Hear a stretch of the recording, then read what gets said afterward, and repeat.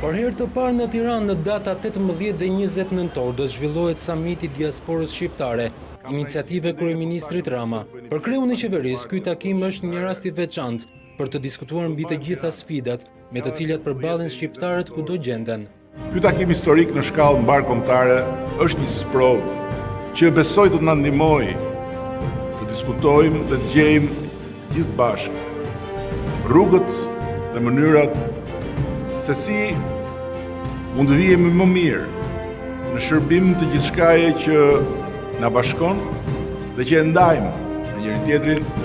Gjatë 3 ditëve të samitit do të organizohen panele të ndryshme diskutimesh, të cilat do të përqendrohen në çështje si ekonomia, kultura, problemet shoqërore, promovimi i turizmit, diplomacia, si dhe kontributi i shqiptarëve që jetojnë jashtë në imazhin e vendit.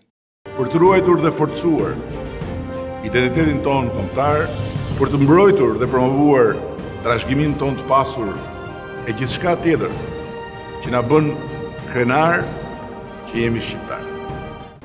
Lëvizjet në periudha të ndryshme kanë bërë të pamundur vlerësimin e numrit të shqiptarëve në botë.